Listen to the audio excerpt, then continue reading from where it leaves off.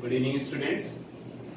आज हम लोग केमिकल काइनेटिक्स में क्लास 12 की केमिस्ट्री में तीसरा लेक्चर देखने जा रहे हैं। लास्ट लेक्चर में हमने आपको बताया था टाइप्स ऑफ रिएक्शन और उसके बाद हमने रेट के बारे में बताया था और रेट के लिए एक्सप्रेशन लिखना बताया था कि जिस तरह से हम लोग किसी भी रिएक्शन के अकॉर्डिंग रेट का एक्सप्रेशन लिख सकते हैं। उसी की कंसीक्वेंस में हम एक बार फिर से आपको रेट का एक एक्सप्रेशन लिखना बता रहे हैं। सपोज कीजिए आपको कोई रिएक्शन दी गई है 3A plus 2B, it gives 4C plus 5D. So if you want to write the rate, average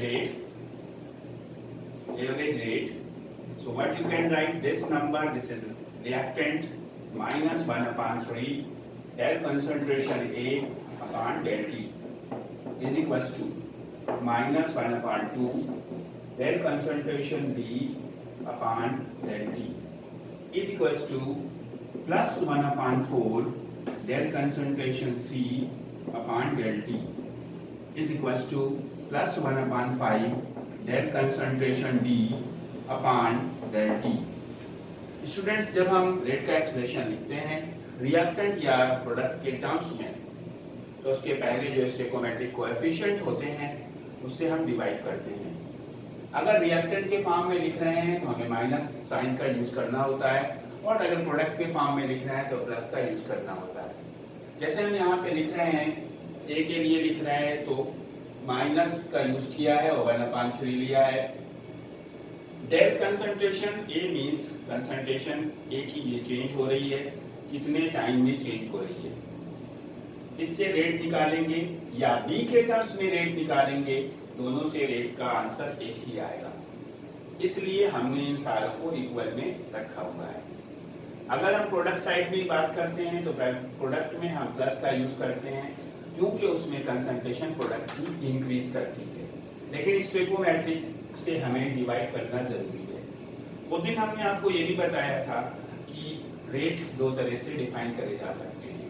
one is average rate and another is instantaneous rate. Average rate एक केमिकल रिएक्शन के लिए वो time जो पूरी concentration को convert करने के लिए या लार्ज चेंज में जो टाइम लगता है उसको डिवाइड करके आता है। इंस्टैंटेनियस रेट एक पर्टिकुलर कंसंट्रेशन पे एक पर्टिकुलर टाइम पे जो चेंज रेट में होगा उसे इंस्टैंटेनियस रेट कहते हैं। और ये छोटा टाइम होता है, छोटा चेंज होता है कंसंट्रेशन में, तो हम उसको फिर डेल के फॉर्म में नहीं लिखते, डिफरेंशियल फॉर्म में उसको लिखते हैं। सपोज कीजिए हमने कोई रिएक्शन लिखी है 3x plus y is equals to 2z। इसके लिए हम इंस्टैंटेनियस रेट लिखना चाहते हैं तो हम x के टर्म्स में लिख रहे हैं instantaneous rate is equals to minus 1/3 b concentration x upon dt। यहाँ पे आपने क्या देखा कि हमने डेल का यूज नहीं किया है, यहाँ पे डी का यूज किया है क्योंकि बहुत शॉर्ट टाइम इंटरवल के लिए और बहुत शॉर्ट चेंज इन कंसंट्रेशन के लिए बात चल रही है। या हम इंस्टैंटेनियस रेट बी के एक वाई के टर्म्स में लिखना चाहें इंस्टैंटेनियस रेट तो लिखेंगे माइनस, इसमें कोई स्टोइकोमेट्रिक नहीं है यहाँ पे, तो हम लिखेंगे बी कंसंट्रेशन वाई dt। और अगर हम z के टर्म्स में लिखना चाहते हैं तो हम लिखेंगे instantaneous rate is equals to plus 1/2 del concentration b concentration z upon dt। Rate हम किसी भी टेस्ट से निकाल सकते हैं, चाहे हम x से निकालें, y से निकालें या z से निकालें, रेट की वैल्यू सेम आएगी। अब हमारी बात जो हम आपको बताना चाहते हैं आज वो क्या है। आज की इस वीडियो का मेन टारगेट है कि हम छोटे छोटे न्यूमेरिकल कर लें और रेट और कंसंट्रेशन में चेंज रिएक्टेंट और प्रोडक्ट के उनको हम समझ लें। जब किसी भी रिएक्टेंट से हम रेट निकाल रहे हैं, कोई रिएक्शन लिख रहे हैं 5A plus 4B it gives 3C plus D, तो हमने आपको बोला चाहे आप A से रेट निकालें चाहे B से निकालें, लेकिन रेट रिएक्शन का सेम आएगा। तो इसका मीनिंग क्या हुआ, अगर हम A के से रेट लिख रहे हैं, इंस्टैंटेनियस की बात कर रहे हैं, तो हम लिखेंगे -1/5 d concentration A upon dt, या हम b के टर्म्स में लिख रहे हैं RINS is equals to -1/4 d concentration b by dt। तो स्टूडेंट्स ये दोनों अगर वैल्यू बराबर हैं तो फिर इसका मतलब क्या हुआ कि ये दोनों को हम इक्वल रख सकते हैं। और अभी इसके पहले मैंने लिख के भी दिखाया था, अगर हम इनको दोनों को इक्वल रखें यानी -1/5 d concentration A upon dt is equals to -1/4 d concentration b upon dt।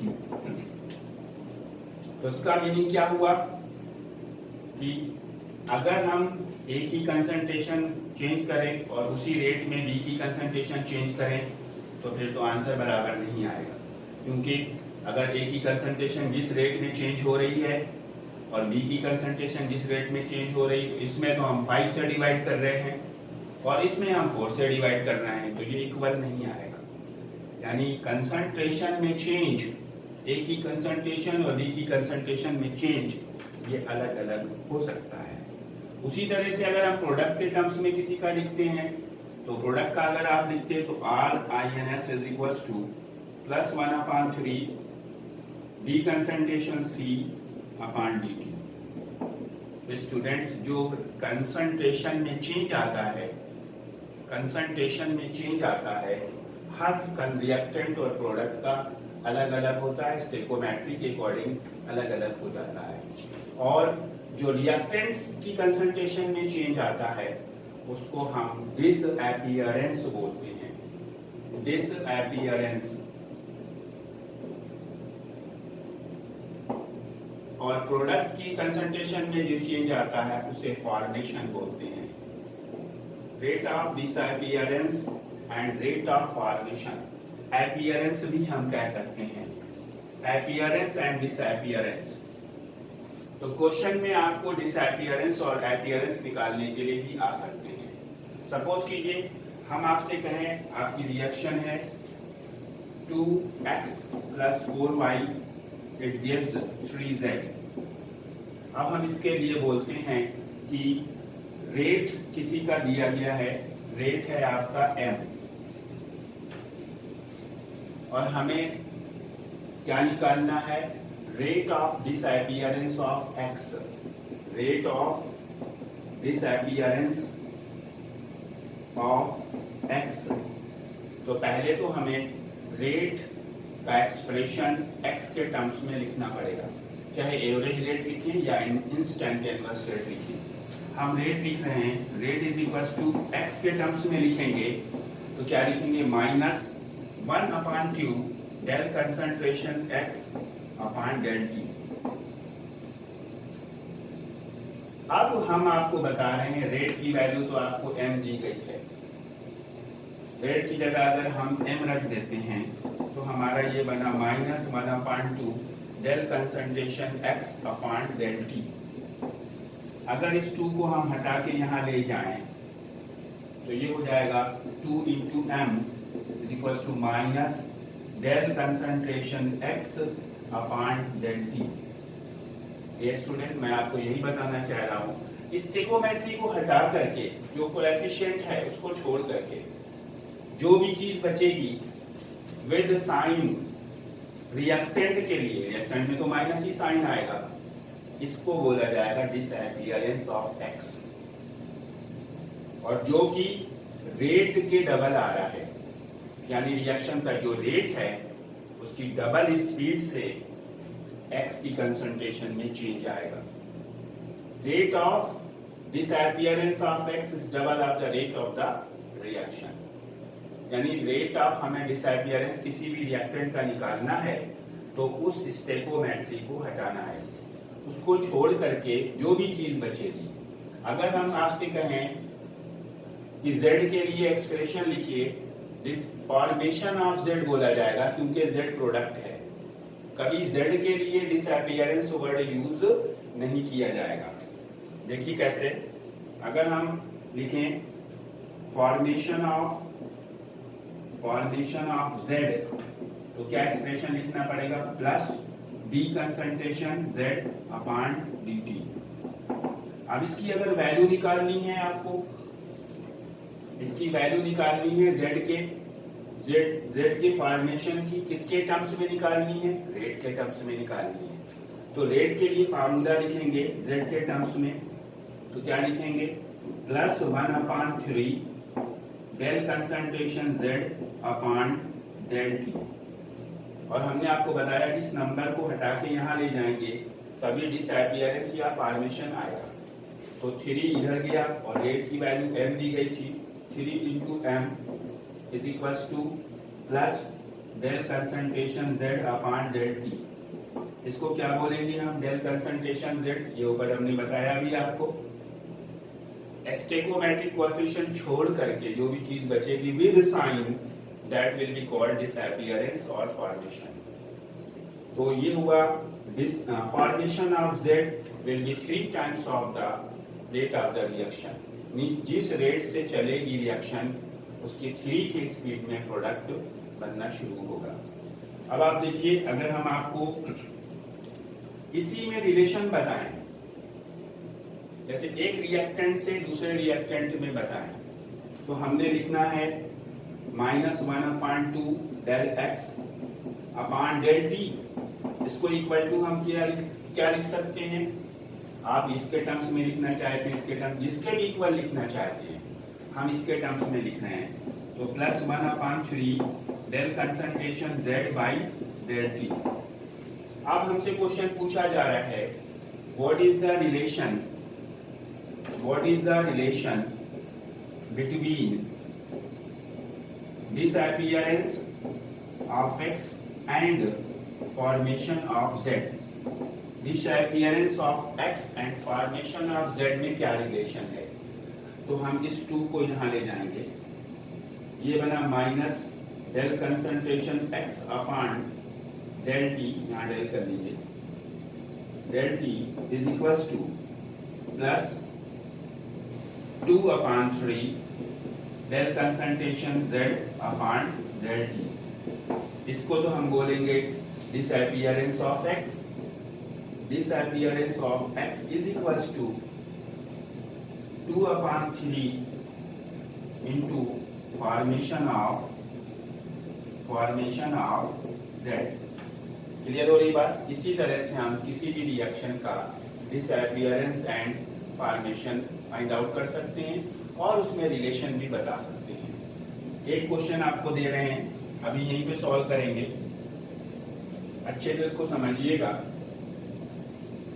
Question है आपका N2 + 3H2 and gives to NH3। rate of reaction is 2.4 into 10 to the power -3 mole liter inverse second inverse। हमें बताना है what is the formation of NH3। Formation of NH3 का formation क्या है, rate क्या है? पहले तो हम रेट का एक्सप्रेशन लिखें, क्योंकि हमको NH3 के बारे में करना है तो रेट का एक्सप्रेशन किसके टर्म्स में लिखेंगे? NH3 के टर्म्स में लिखेंगे। Plus 1/2 del concentration NH3 by del T. हमको रेट की वैल्यू दी गई है, rate of the reaction is 2.4, तो हमने यहाँ पे रख दिया 2.4 into 10 to the power -3 is equal to plus 1/2 del concentration NH3 upon del T. अब आपको rate of formation of NH3 बताना है, और हमने बताया था स्टोइकोमेट्रिक कोएफिशिएंट को छोड़ के साइन के साथ में जो चीज होगी प्रोडक्ट के लिए वो फॉर्मेशन वर्ड यूज किया जाएगा। यानी इस 2 को हमको यहाँ ले जाना है, 2 ले गए यहाँ पे, तो 2 into 2.4 into 10 to the power -3 is equals to plus del concentration NH3 by del T. इसको हमने मल्टीप्लाई किया 4.8 into 10 to the power -3 mole litre inverse second inverse. इसको हम बोल पाएंगे rate of formation of NH3। Rate of formation of NH3। Okay students, देखिए students, एक question और है, ऑब्जेक्टिव दे रहे हैं क्योंकि अब टारगेट तो अपना ऑब्जेक्टिव का बन गया है हाफ ईयर की एग्जाम के लिए। बोर्ड की तरफ से जैसे इंस्ट्रक्शन है कि फर्स्ट एग्जाम जो है आपका ऑब्जेक्टिव होगा, तो ऑब्जेक्टिव का नॉलेज होना जरूरी है। कंपटीशन में भी ऑब्जेक्टिव का ही स्कोप है, लेकिन ऑब्जेक्टिव आप तभी समझ पाएंगे जब आप अच्छे से पढ़ेंगे उसको। रिएक्शन सामने लिखिए, N2 + 3H2 it gives to NH3। Question है आपका इस रिएक्शन के बाद rate of disappearance of H2 is equals to option A 1/3 of rate of disappearance of N2, B 2/3 of rate of disappearance of NH3, C 3/2 of rate of disappearance of NH3, and fourth D 3/2 of rate of formation of NH3। ये चार option है question में। अब हमको पहले तो check करना है। इस चेक करने के लिए हमें सारे के एक्सप्रेशन लिखने पड़ेंगे, क्योंकि यहाँ पे N2 भी आया, NH3 भी आया, NH3 आया, NH3 और H2 का तो पूछा ही जा रहा है। तो अगर हम एक्सप्रेशन लिखें, पहले हम H2 को लिख लें, -1/3 del concentration H2 upon del T is equals to minus del concentration N2 upon del T। देखिए H2 रिएक्टेंट है, 1/3 लेना पड़ेगा। N2 भी रिएक्टेंट है, इसमें कोई स्टेकोमेट्री नहीं है तो 1 ही लेंगे, is equals to +1/2 del concentration NH3 upon del T।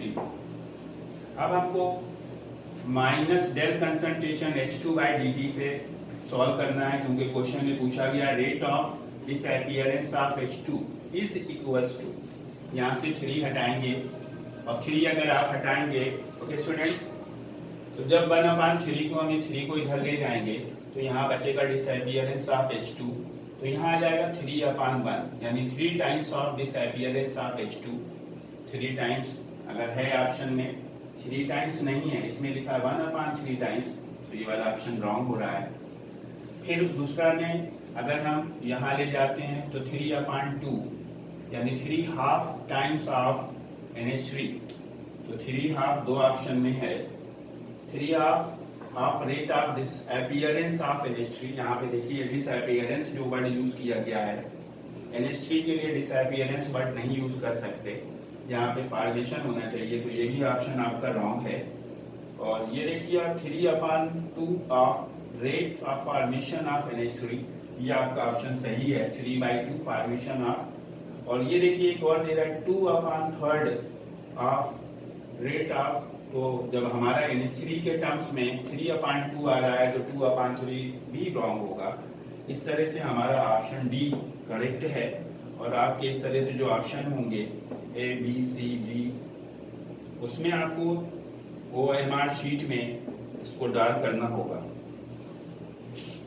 अगर आप इसमें फुल डार्क नहीं करेंगे या 2 जगह डार्क करेंगे, तो अगर ऊपर मेंशन है कि इसमें 2 ऑप्शन से ज़्यादा, 1 से ज़्यादा ऑप्शन करेक्ट हो सकते हैं, तब तो आपका मान लिया जाएगा। अदरवाइज अगर आपने एक ऑप्शन करेक्ट में 2 ऑप्शन को करेक्ट कर दिया तो आपको 0 मार्क्स मिलेंगे। अब आपके लिए नेक्स्ट क्वेश्चन है स्टूडेंट्स, आपको करना है, ऑब्जेक्टिव है और मुझे कमेंट सेक्शन में लिख के बताएंगे इसके बारे में। क्वेश्चन है आपका 4NH3 + 5O2 it gives 4NO + 6H2O। और ऑप्शन है आपका ए। क्वेश्चन क्या है वो लिख लीजिए, rate of formation of NO is option 1 equals to rate of formation of O2, B है equals to rate of formation of NH3, C है आपका equals to rate of disappearance of NH3 and D है आपका equals to rate of formation of H2O। आप इसका comment section में मैं answer देंगे और आपको अगर कोई इससे रिलेटेड कोई प्रॉब्लम है मैं इसे डिस्कस करते हैं। कल फिर मिलेंगे नए वीडियो के साथ। Okay, good bye.